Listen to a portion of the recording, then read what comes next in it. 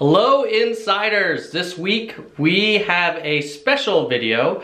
I actually did a live stream with Hank Green from the Internet Creators Guild just a couple weeks ago. So Hank was kind enough to let us repost it on this channel. So check out the interview. We talk about actually how we started this channel, Creator Insider, as well as a lot of things around YouTube analytics. So if you're interested, sit back. It's a great conversation, and hope we'll do more with Hank in the future. Keep it real. And we are live. Hello, Tom. How are you? I'm awesome. How are you doing? I'm good. How's Zurich? Zurich is beautiful. We had a little snow. Things could be worse. Yeah, Missoula also was very frosty this morning, down in the 20s. Wearing my hat. You look like you're ready to come to Zurich, man. Yeah, you gotta save that electricity bill. That's what it's all about. So everybody, this is Tom Leung from YouTube. You are a project manager and you work on the analytics team, correct? Do you sort of manage the analytics team? Yeah, I'm a product manager, and the analytics team is in the scope of a few other things that I work on, but it's definitely a big part of it. Yeah. So you are part of the analytics team, but then also more than that. Yeah, just the only other thing I do is Creator Studio. Okay, Creator Studio, that's just the thing I click on and everything is there. Yeah, it's like the control panel for creators. It's where you go to manage all your videos and whatnot. Cool. And you, so I imagine you think a lot about how creators use your platform and try to get into their heads and understand how to create a good product for them. And part of that has been you starting this YouTube channel called Creator Insider, which is, pretty specific YouTube channel from the inside of YouTube for people who make YouTube videos, who are doing this, as a hobby or professionally or semi-professionally. And, it is definitely a channel that people who do this watch. So you might not have huge viewership, but you have sort of like all of the people who are watching are people who are involved in online video. Can you talk a little bit about what Creator Insider is and how it started and how you think about it? Yeah, so when I joined the team in the middle of 2016, we sort of planned our creator tools the way you normally would. You do a lot of customer interviews, you read a lot of market research, and you kind of plan improvements to the product. And then what happened was at the end of 2016, Susan, our CEO, was saying, hey, we should do more experiments around different ways to communicate with creators. And maybe we should one of the experiments could be like being more conversational and sort of speaking more directly to creators than the blog posts and the help forum topics and things like that. So they said, hey, do you want to help put a channel together? And so my boss and I said, yeah, that sounds cool. And then we didn't tell anybody about it because we didn't know how it would go. And we also sort of made some explicit decisions about trying to be really having a bias for frequent communications and not having it like super well produced and edited for many weeks. And anybody who's seen that channel, clearly like we're not spending a lot of time on production value. And so we weren't sure how people would respond to that. And there was actually, a lot of fair questions about like, wow, if we do this channel and it's from folks who work at YouTube and it isn't very well produced from a lighting and a sound and a set point of view, and then the editing, like the cuts aren't really as cool as like real YouTube creators, people are gonna be really angry and they're gonna mock us or whatever. Oh, that's so the opposite of the truth.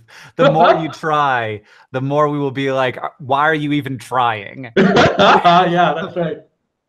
So we took the we're not going to try approach, and we said, let's just get a camera and just talk to it. And maybe what will be interesting is the fact that we can give a perspective that isn't readily available. And we can use the platform to kind of also have a conversation and listen and read the comments and kind of understand better. And so we did that, and it's been really fantastic for a number of reasons. Like, one of the reasons is when you actually have to use the tools that you build, you take a whole different perspective. So like it's almost every meeting, like we'll be reviewing designs for improving YouTube Analytics or Creator Studio or some other feature. And I think I look at it now with a much sort of different lens than I would have like if I didn't have to manage, be part of the Creator Insider channel. So it's been great from a kind of eat your own dog food point of view, like, you know, use the tools, right? Like as an example, I was using the Creator Studio mobile app. Until quite recently, you couldn't even see the number of subscribers on the dashboard of the Creator Studio mobile app. And I'd be like, how is this possible? Like, I want to know how many subs we have. And people, you know, were like, oh yeah, it's on the list. You know, we'll get to it later. So now it's there, gladly. So yeah, we learned a lot. We've been learning a lot that way. And then I think the communication has been useful too, both ways. And is that something that's like difficult internally at YouTube to try and like have communication that happens without a lot of approvals going into it? Yeah, I mean, I think it's a balance because we want to be really sort of have a lot of frequency. So it's like an ongoing, so you don't just hear from us like once a month, and we try to upload every week. So we want to have that kind of tempo, but sometimes like I might get it wrong. Like I work on a team at YouTube. I can't, you know, I don't know everything about everything that's going on in YouTube, but we want to provide general updates. So there's always a risk that either I'll share some information and maybe I got a detail wrong or fact wrong or sort of chose the wrong word. And the way to prevent that would be to go through multiple layers of reviews. But then you're on like a monthly upload schedule. The other approach is to say, hey, look, this is my take. I talked to some people. I think this is what's going on. Like, here's some new information. But like for the official word, go to the blog, go to the help forum to give us a little bit of wiggle room so that we can speak more frequently. Yeah, I mean, I think that's great, and I think that it's you know, it's having had a lot of conversations with YouTube over the years. It's always been a real like it's been. And then by the time it gets through a lot of reviews, you end up with something that seems really sort of inauthentic and disconnected from the original intent of the message. And having somebody who's able to just sit down and talk and do it efficiently, effectively, but without a lot of production, it feels like the kind of authenticity that people have been wanting to see. And I do like Creator Insider a lot. So let's go on to talk a little bit about analytics, which is probably a product that you think about a whole lot. Do you have any good examples of things that people do with their analytics that you think is smart or interesting?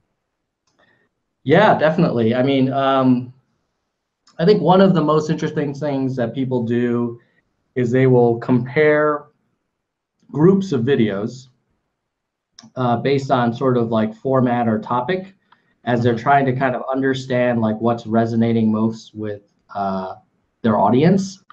And they'll not just compare the groups like by views, but they'll also compare it by, you know, watch time or number of new subscribers generated. And you can start to learn a lot more about what's working and not. Like as an example with Creator Insider, we weren't sure like, hey, is this channel going to be like us talking to creators? Is it going to be about talking about brand new features? Is it going to be just sort of across the board what's new at YouTube? And we do all those things on Insider now, but what we have found is that our like news flash series, which are these 2-3 minute videos where like, hey, here's some new stuff that's been going on at YouTube, has really kind of resonated with a lot of our subscribers. And so doing that exercise of grouping all the news flashes together compared to all of the one-on-one interviews with product managers compared to you know, other types of topics has been really helpful. So that's one thing. I guess the other thing is sort of the analysis, which is like you upload on Monday and then Tuesday morning you're like, okay, how did it do? And I find that we're always trying to help people kind of optimize to explore like what's working and what's not working. And so, those are a couple examples. There's other stuff that we wish you could do with YouTube Analytics that you can't today, but those are certainly some of the things that you can do. Yeah.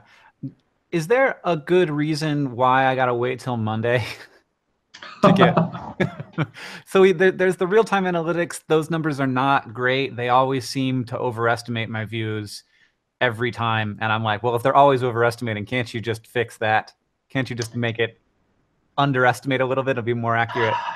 But then in general, like I remember in like 2008 having a conversation with somebody, back when it wouldn't even show you how many views you were getting past 301 views for a while. And having a conversation, they're like, well, why do you care? And I'm like, so I want to know if it's doing good. Because one, that's like, in 2008 was my primary motivation for making videos, and still largely is, like, just getting views feels good, and I want to know. And two, like, it's data, and being able to react more in real time is really great. And I can see, like, in real-time analytics, I'm glad it's there. If I tweet the video, I can see how much that's increased the viewership, and I think that like, I'm glad that that's there. But what is I mean, with other analytics packages I've used in the past for just my own websites, it's all real time. What's the barrier there? Yeah, it's a topic that we talk about a lot here, and I think the short answer is we want to make it a lot better, and we will, but there are some unique challenges to doing it kind of right. One is, as an example, if you had like Google Analytics on your website probably doesn't have as much potential sort of visitors on the platform that you're not sure about. Whereas YouTube is such a huge platform that when we report out a number, we really want to make sure that those are humans watching the video, and they're not, sort of other types of visitors that you don't really care about. So there's the sort of de-spamming kind of challenge. And then if you take that to an extreme, you could say like, okay, well then just only show them the number that you're absolutely sure about. Well, then you might undercount, and then people will say, hey, this is BS. Like, I'm sure I got more than this. Now, at the same time, like, I think we can do better there, and that's definitely a big goal of ours. A couple things around real time, like A, get it more accurate. B is like, not everything is available in real time. There's a lot of metrics that are not visible. That you have to wait like 2 days, like not even tomorrow. It's the day after tomorrow. Yeah. and you're like, what is this? Is this 2017? Like, how does this work? How do I have to wait 2 days? And I always knew that intellectually, but then when it happened to Creator Insider, and we're like, hey, how did it do? Oh, it says you gotta wait 2 days.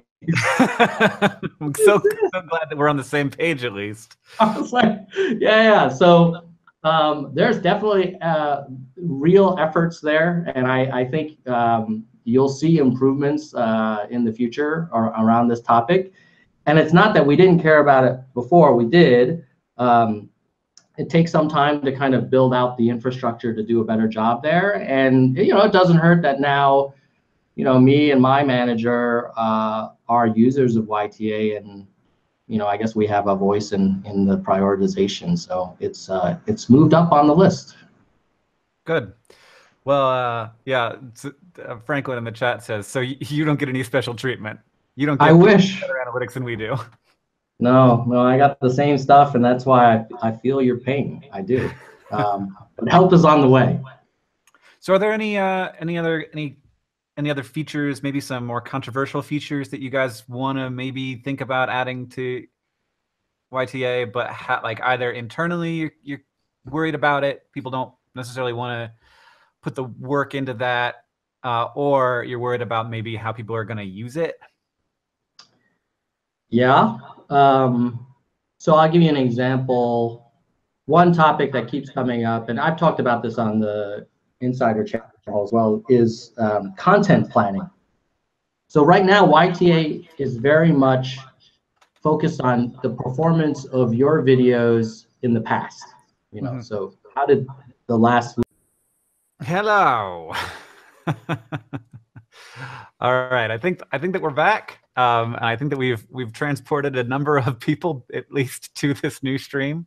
And you were talking about something cool and important.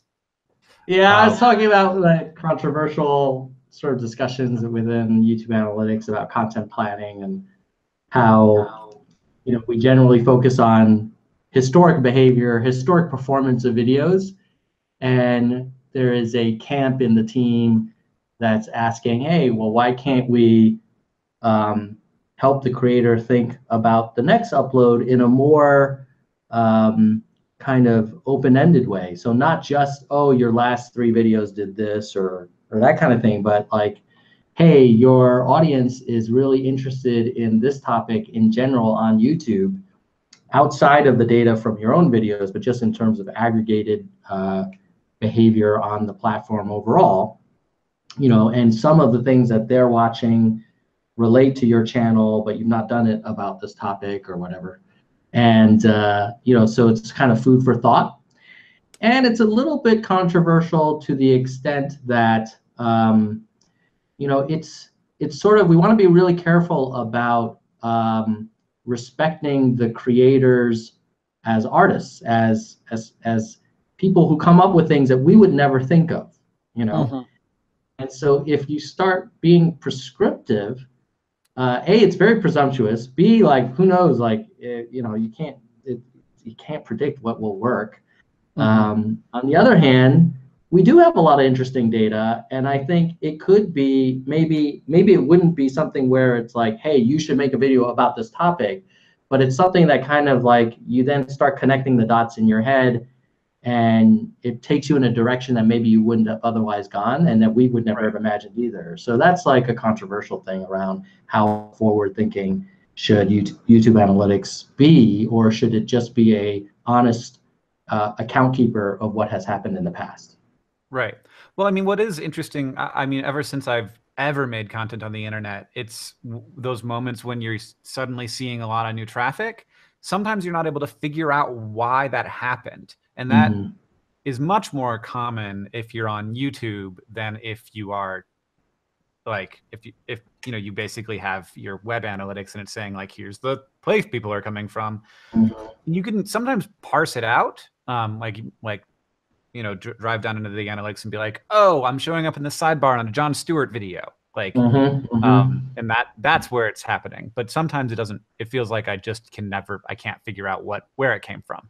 And maybe there are certain categories that just like things get lumped into the category. But like, if they're even something as simple as like, if a bunch of new traffic is hitting my channel, something that says like, here's like, you know, you like notice a bump from a particular location and it says like, oh, here's the Reddit page that was on, or oh, here's the, you know, here's the keyword that people are searching for that's been really good for you, or like, we found that your content is doing particularly well for search. You know, you do better than 80% of our channels in search, like, or you do better than 80% of our channels in you know, sidebar placement or something like that. But just like, I don't know if there's just, it's the thing is that like that information is there if you dig deep enough, usually. Just like if it could like find some algorithmic way to like let a person know, instead of having to sort of like rely on them to do those deep dives and figure out what's working for a video, and also, you know, have to wait 2 days before you do it. Yeah, I hear you. I think the way YouTube analytics is today, it's like this really capable power tool or toolbox. And if you're really handy with data analysis and you understand how we organize our data, and you know all of the little drop downs and the buttons and the sidebars and everything, you can get some really powerful insights from the product.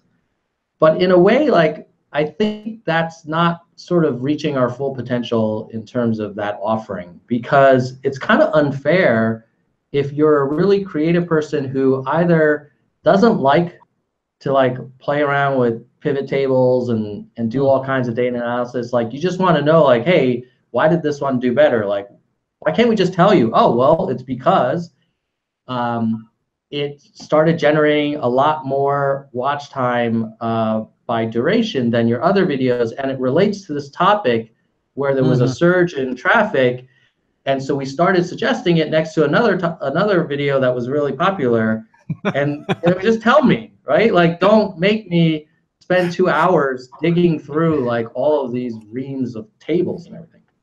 Well, I mean, yeah, that I do want to know though. Like, get that like the path through which it actually happens is the thing that people are, of course, always the most curious about, because it seems very mysterious sometimes. It's like, oh, I got a bunch of views and I'll never know why. I'll never know what it was about that video.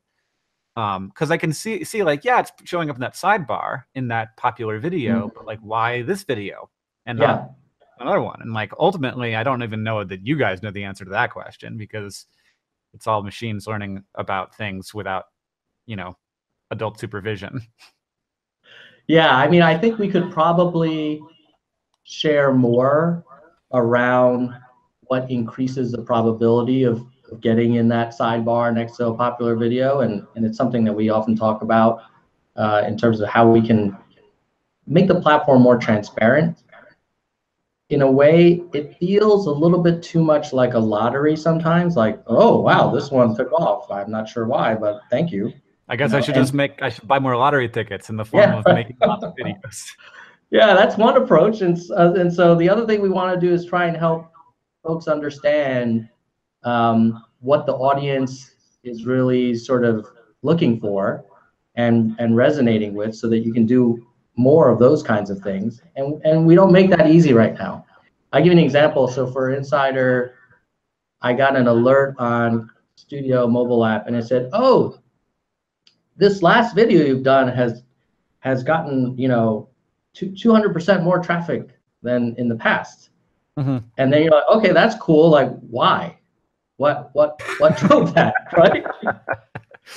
And you kind of I had to spend a lot of time digging into it, and so we were talking in the office, like we had to spend way more time to figure this out than we should have, and like it should have just told us, obviously Ethan from H3H3 mentioned you and put a link in his description. Right. Yeah.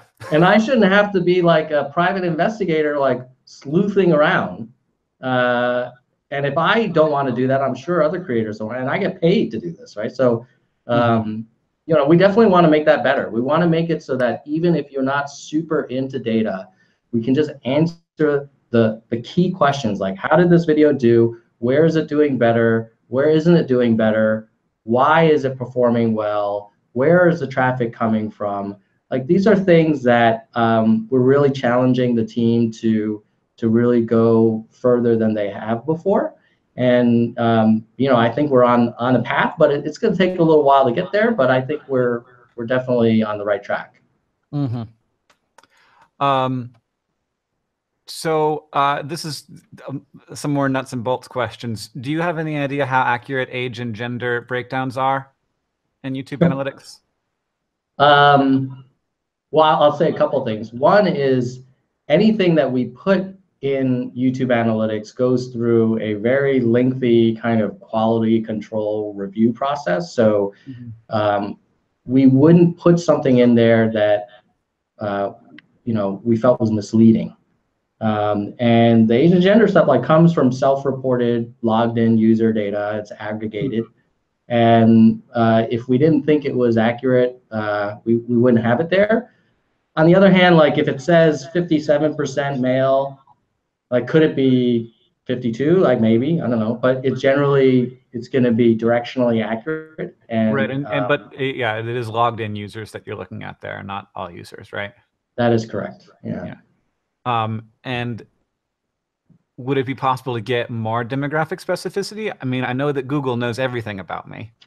So why don't you just tell me how much money my users make, if they've bought detergent in the last week, all the things you know. Yeah, I think that's where you sort of, we're trying to always balance these like key stakeholders. So you've got creators, you've got viewers, and advertisers. And in that case, I'm not sure that the viewer would feel okay with that. Like, Well, it's hey, an aggregate. It's not like one person. yeah, I hear you. One I person. hear you. I hear you. I think we try and make sure that we are super safe as a platform from a viewer point of view. And sometimes, even though you can technically do things, you want to kind of just be extra careful. And so I think when it comes to information about viewers, we take that really, really seriously. I think the other thing is maybe we won't share how much you spent on laundry, but what if we could share like, oh, out of your, 1,000 views or viewers, 10% of them also watched this other popular video that had a related topic right after or right before. I think that's the kind of thing that we could look at that's like, all right, well, it's aggregated. It's not their financial information. It's just their viewing, public videos. So I think that's we could definitely probably explore going a little further in that direction. Yeah, I mean, I'd love a graph of like, just like sort of like a map of who I share audience with, and not necessarily like video to video. Sure, that'd be interesting. Like, here's my video and the videos that it overlaps with. And you can kind of see that. You can see, where people are coming to your video from. You can't see where they're going to, I don't think, at the moment. Yeah, that's but right. I would love also to see like where my subscriber overlaps are, because like, to be clear, like I get that data elsewhere. I ask and I encourage other people to do this, to survey their audience, ask them who their favorite YouTubers are, and to know who you might want to collab with, or at least just know, and also ask them about things that advertisers would be interested in, because they want to help you out. They want to help you be a professional creator. So ask them like how old they are, how much education they've had, where they live, how much money they make, like all the demographic questions that advertisers are always interested in. And not that we use that much on Vlogbrothers, but it's good stuff to know. Yeah, that's an interesting one, where if the creator wanted to ask his or her audience, and the audience was voluntarily sharing that information, you could imagine a feature where we built that, because then it's like, hey, look, the viewer didn't have to share this, they chose to, so then we feel okay sharing with creator. Your other example around channel audience overlap, we definitely explored that, and one thing that comes up is like, oh, well, would the other creator be okay with that information being revealed to you? Like, could we imagine a creator saying, hey, that's not cool, like I don't want another creator knowing what my audience is that part of their audience is watching me. So we always try and like think through like, okay, how do we make sure that this is a feature that doesn't have any unintended sort of consequences? Yeah, I mean, it'd be interesting to have an on-platform survey tool at YouTube. At the same time, I would want to be clear that you're giving me the information, not Google. I see. But and what? Tell me more about that. I don't know. It's just like well, what I'm concerned about is I'm saying, hey, can you provide us with some information about who you are, and then them not realizing that they're not just giving it to me, they're giving it to a whole other entity. And so that data is there for everybody. And so if it is for everybody, then I should be saying, I, and also the largest company on earth, want some data about you. Yeah. I see what you're saying. So you're saying you ask your viewers, they they provide a lot of information thinking they're helping you, Hank, out. And then, you know, the concern is, oh, but now Google is learning all this about them, and maybe they didn't know they were signing up for that. Right, like that's somewhere that's in the fine print, but yeah. Yeah, I could see that. I could see that. I mean, I guess if we built that feature, either A, we'd have to be very clear, like, hey, this information you're sharing will also be available, you know, at an aggregated level, you know, for Google, or we kind of work out a way where that data is not used, let's say by ad. I guess the biggest concern is like, oh, is this going to be used for advertising, targeting, and things like that? Yeah. Yeah. Well, that's one of those things where like a feature sounds simple, and then all of a sudden you go to a legal review and they're like, blah, blah, blah, blah, and you're like, oh man, okay, we're gonna have to rethink this one. So yeah, very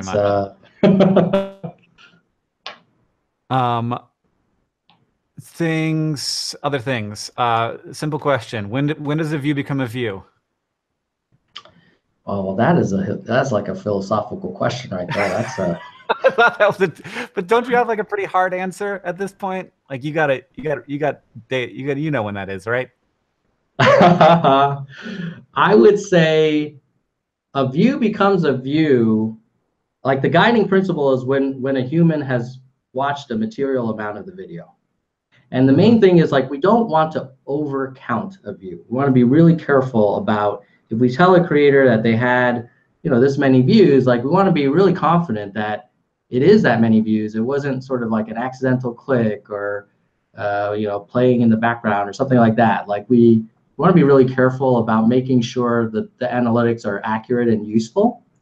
And so that's sort of the guiding principle. Now, the exact formula is not something we really go into. One, because it's really complicated, and it's constantly like we're always trying to make sure it's as accurate as possible. So it's not really like a fixed formula. It's always, I think, getting more accurate over time. And then the second thing is like and this relates to other stuff that's maybe people may not have as much of a perspective on, is like anytime we provide something to what I'll call white hat creators, you know, people are trying to create great content for an audience, that information and that tool is also available to other types of actors that may not want to do good. And so, you know, even like in that survey example, like you could imagine a bad actor using that tool to collect information and then misusing that information. And right. so you are a little concerned about saying exactly like how YouTube counts a view, because people are always trying to trick YouTube into counting views that aren't actual views. That's right. That's a moving target. I guess that makes sense. I thought that was an easy answer, and there never is. There are no easy answers. No, I was in like a 2-hour meeting about how to count a view. It's a long conversation. I thought it was easy too. When I went to the guy that works on that the most, I was like, hey, so how do we count? And then he's like, oh, let me draw this out for you. And then I felt like I came out of calculus class. It was intense. Yeah. So let me hit you with probably the most common question that I get regarding analytics these days from creators. And I'm sure it's one you've heard too. So we know how many people watch our videos, but we don't know how many people see and then click on a video. Like how many people, like obviously you go to youtube.com or you go to any page on YouTube and there are a lot of videos that you could end up on. The sidebar's full of videos, the page is full of videos, the end screen is full of videos, or auto plays a video now, I guess is what it does. So how, like, getting that impressions data, which would be something that of course an advertiser would have access to, but YouTubers never have, is always like, that is a big question mark. And I'm sure that is something that you guys talk about. So like both impression on like how many people are seeing my thumbnail and my title, and how many people, once they've seen it, are clicking on it. Yeah. What would you do with that data if that were available? Well, I'd know.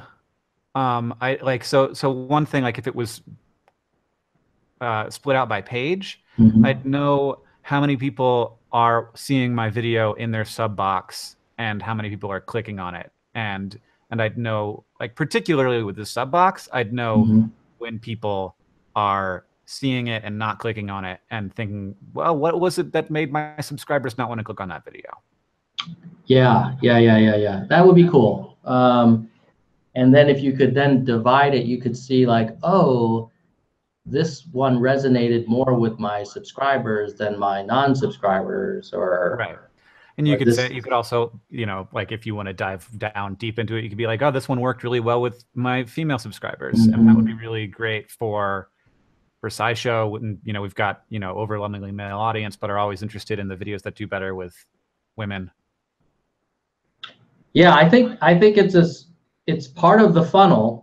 Like, you know, you have to have an impression in order to get a view, and we definitely give a lot of information from the view forward. Providing more information on the upper part of the funnel, I think, is something that that could be useful, and something that, you know, we are looking into. Nothing to share at this time, but I will say, if it comes, we'll talk about it on Creator Insider. Like, share, and subscribe. That's right. Yeah. I mean, that's something that I hear. I mean, the Fine Brothers have been chewing my ear off about that for the last 30 years. It feels like. But I will give you a counterpoint though. Okay. If we did provide impressions and click-through rate, it could be misleading. So I give you an example.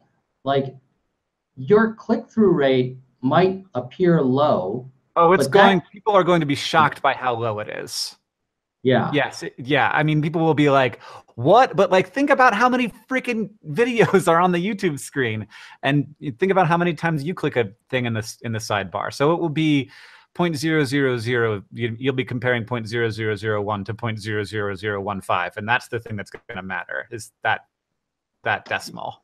Right. And so some people may draw the wrong conclusion, like, oh my God, you know, it's broken. Something's wrong. It's all, you know, something's wrong with this. Yeah, I mean, it's a glitch. There's no way to fix that problem except to give people access to the data and let them get used to the fact that for every person who looks at their thumbnail, you know, for every like 10,000 people who look at their thumbnail, one person clicks on it, which is just how it is. Like, there's no way. There's another scenario where we notice that the video is really resonating well with the audience, and we say, you know, we should start nominating this video in Watch Next for more viewing, since it seems to be performing well.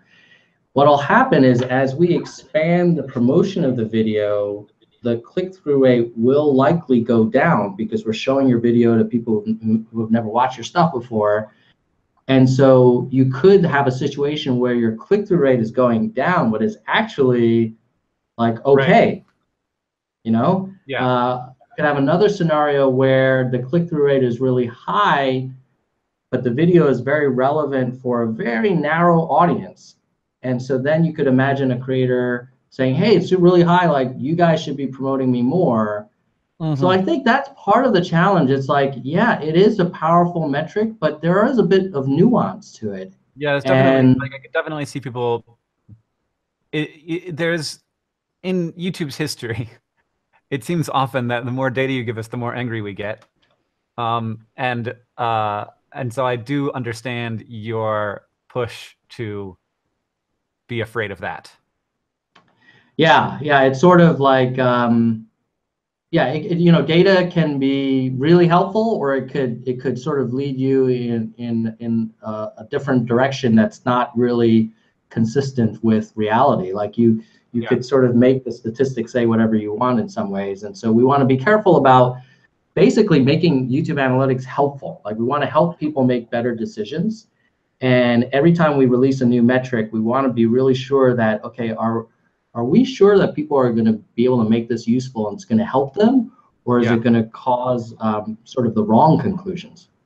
Yeah, I mean, what I'll say is that what you might be worried about is a few people getting mad, and a lot of people will actually be getting value.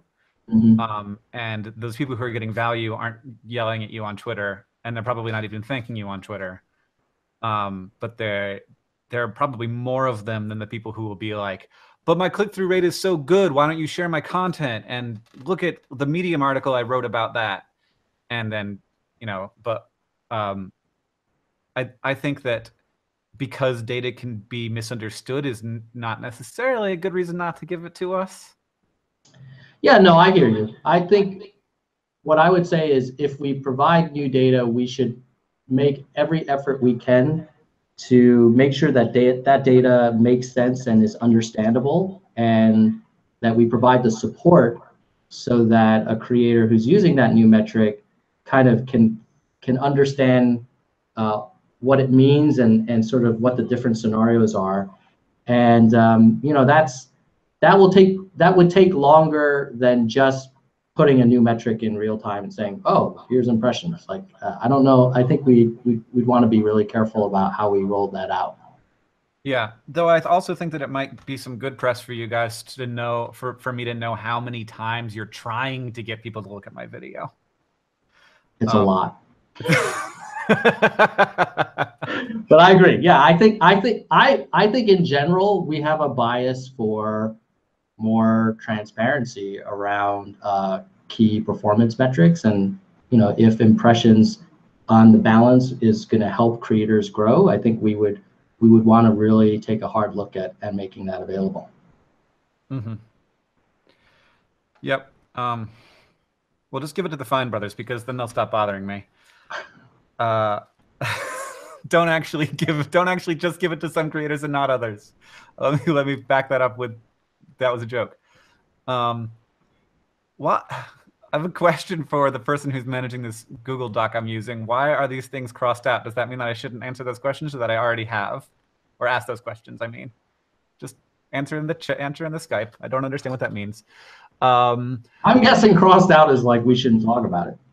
I guess, or we already did. It may be that we already did. All right, good enough. So is there a point at which analytics kind of matters or doesn't matter for a size of channel? Like, is there a point at which you're kind of not thinking like this is not going to be a useful tool, or does it matter all the way down for you guys? You know, I think that relates to like the content planning conversation we were having. Like, could be useful if you had no traffic on your channel, if you just want to understand like what's going on at Google, at YouTube. Mm-hmm. Certainly, the more traffic you have, the finer grain cuts you can perform, and the more kind of precise analysis you can perform. But I would say like, so I guess I would say like, if your video had 50 views, I wouldn't read into that if the previous one had 35, you know. Mm-hmm. On the other hand, you don't need like millions of subscribers for YouTube analytics to be useful. I would say the more interesting kind of pivot would be, how often should you be looking at your analytics data? So if your video, you know, generates a few hundred views a month, like you don't need to look at that every hour. Like, it's not going to go up that much. Like, it is what it is. If you get millions of views in an hour, then yeah, like A, you could look at that very often, and B, you can slice it a million ways and learn some really interesting things. But I think overall, we're trying to make YTA something that helps all creators grow and helps them be more successful. And I think there are things we can do even for creators who are just getting started to be useful. Like, you don't have to be giant for YouTube analytics to be helpful. Good. I love YouTube analytics. There are some pieces of data that I have to get out of my spreadsheet rather than out of my analytics, that I feel like I would like to not have to do to like import into my own Excel spreadsheet and do data crunching. The one that two of them I'll hit you with: ad placement rate. So how many of my videos are actually, like, how many of my views are actually getting ads placed on them? Mm-hmm. Which is just something that changes based on the time of year. It changes, like, so you have like the CPM number, which is how much money you're getting paid per ad that gets placed, but that's not the same as like how much I'm making per 1,000 views, because not every video is getting an ad placed on it. And it can change based on, you know, all sorts of things. Is there a way for me to get that thing in my analytics so that I can have that number without having to crunch it myself. Yeah, well, what do you do when you crunch that number? What do you I do with compare that? between channels because I have more than one channel. So I have a bunch of different channels, and can be like, okay, well, why is this channel doing better? Is it CPM or is it ad placement rate? It's also like, I want to know how much, just like the most important, it's not the most important number, but in terms of, AdSense revenue, the most important number is how much money I'm making per view and how many views I'm getting. And that isn't how much money I'm making per ad that shows. It's how much money I'm making per view, because that's how my brain thinks about it. Yeah, I think that makes sense. I guess I would say when we think about YouTube analytics, there are like some key questions we want to help creators answer. There's like, how did I reach my audience? How is my audience engaging with the content that I put up there? How is my audience becoming more of a community? And then the last one, but not the least, but the last one is like, how can I build a business on this channel? And I think what you're asking about would be in that last bucket. And I think what you're bringing up is like, hey, we report this number. It's like maybe cost per 1,000 ad views. But as a creator, you think about video views, which is a superset of that. And you want us to speak more in your language and make it more kind of aligned with how you think about your channel. And in that case, I think you're absolutely right. And I think what we would do is, as we kind of think about the how do I grow my business kind of area of YouTube analytics, I think those are the types of things that we want to dig into and say, hey, how are people using these current metrics? And if someone has to export it and then do this analysis themselves, like we want to make that go away. Like, we don't want you to have to do extra work on a repeated basis. That's just frustrating, and it's something that if the data is already there and you just have to crunch it more, like, why don't we just crunch it for you? Like, we have plenty of servers here. We can do that. I think why we're not doing that already. I think it's there's a lot of things we want to make better, like we talk about real time and making things more understandable. Sort of revenue metrics is definitely on the list, and we just it's a constant sort of balancing act to say, like, well, what do we want to kind of focus on this quarter, kind of thing. Right. And I will say that there has to be a part of the balance that you guys are trying to drive is how do we build a product that is both robust but not like just completely overwhelming with all of the different categories. And I, of course, want to lean toward more and more and more features. And it to some extent, like, there are, I think that Creator Studio and I think that the mobile app provides you with more sort of like simple views analytics. So it's good to sort of have more. It's good to have more of the things. More of different kind of ways to look at analytics. You have the more complicated thing on the desktop software, and then you have the sort of Creator Studio / the Studio app, which are good, and I like them and I use them. But then when I want to go down deeper and spend 2 hours looking at numbers, that's what I do. Yeah, it's and there are people who sometimes are exclusively in one camp, which is like, hey, just tell me the high level, what do I need to know?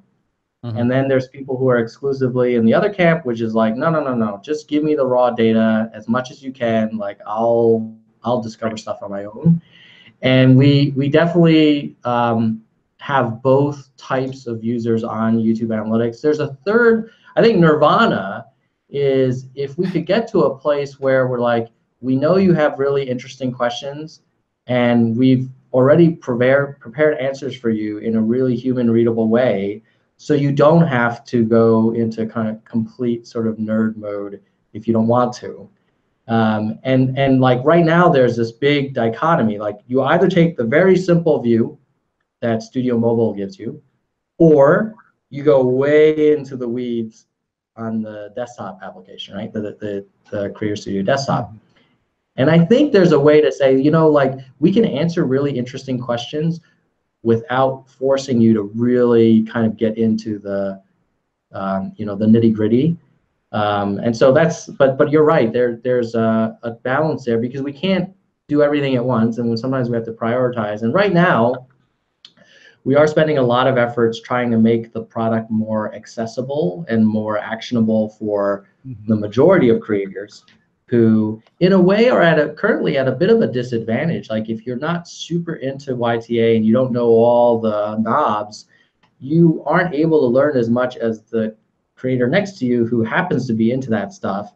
And we kind of feel like we want to democratize insights in a way. Like we don't want it to be, you know, we want a world where you can focus on creating great stuff and you don't have to be an expert in analytics. In that vein, and I know we're running out of time here, we just got a question from Leslie who asked if there are any metrics that you see people focusing too much on versus metrics that you think people should spend more time looking at. Subscribers is an interesting metric. Yeah.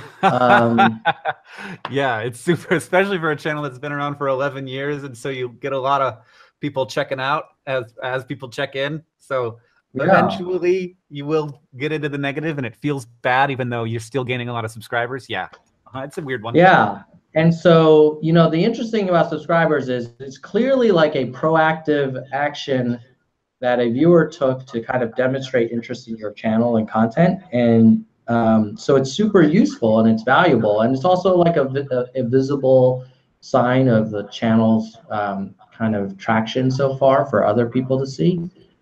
So there's a lot of useful things about the subscriber count. And of course, like then you show up in the subscriber feed, and there's a lot of great reasons why, you know, it's good to think about subscribers. On the other hand, there are a lot of viewers of a channel who, for whatever reason, did not click the subscribe button, but may watch you as much or more than subscribers do. Yeah. And so people often are so focused on the subscriber number, they actually aren't seeing the full reach of their channel. And you could argue like, well, you don't make it easy for us to know. And I think that's a fair question. And it's something that we, you know, look into and are thinking about, like, how do we demonstrate and help a creator see the full picture? And that is that you could have a lot of people who are really loyal, who are like subscribers in waiting, you know, like who aren't quite there yet, but are really active. And so I think that's an example of a metric where if you measure yourself entirely by that number, it's a little bit incomplete, of course, but it is one of the numbers that, you know, that you should think about, but you shouldn't, it's not like the be all and end all. Yeah, I mean, it's definitely, I think it's what people, the first thing they look at when they go to somebody else's page to be like, how big is your channel? And it's a really misleading metric. Like for a channel that's been around for 11 years, 2 million subscribers is very different from a channel that's been around for 6 months. And like the views to subscriber ratio is always a really interesting thing. With an older channel, you have far fewer views per subscriber because those people have been subscribed for a long time and may not be watching as much YouTube videos as they did when they were 16, now that they're 26. And so, you know, like when I'll end up on people's pages and I'll be like, you have 200,000 subscribers and you're getting 600,000 views of video. So there's something interesting happening here. Yeah.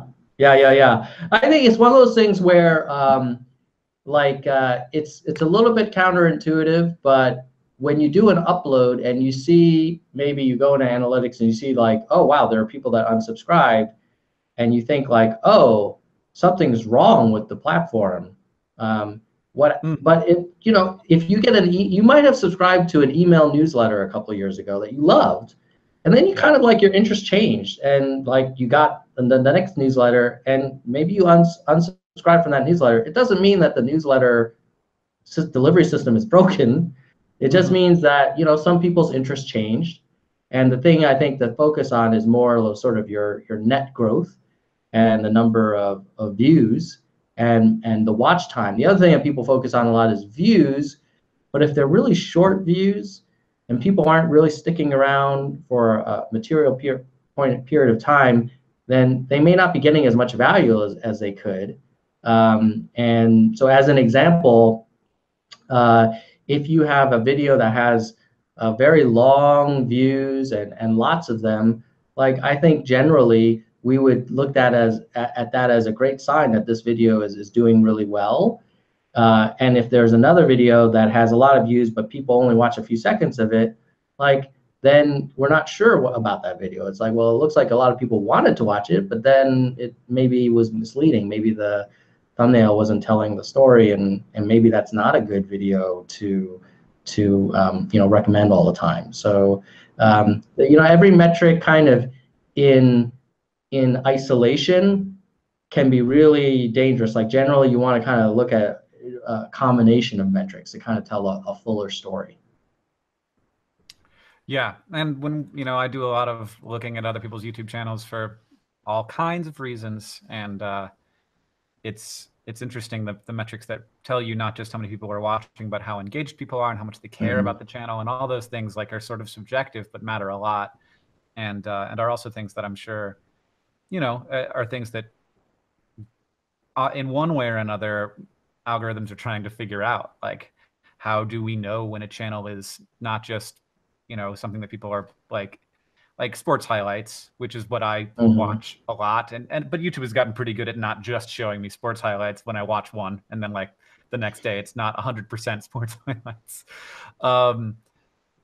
Yeah, to know when people are getting a little bit more connected to a creator, which is that's sort of the lifeblood of how your platform functions and how it remains cool and helpful and a place where people want to go every day. So yeah, I think that we will end it there because it is 12:03, and I know that you had until 12 or whatever time it is there in Zurich. What time is it in Zurich? It is 8:03 p.m. Oh, well, you should probably go home, Tom.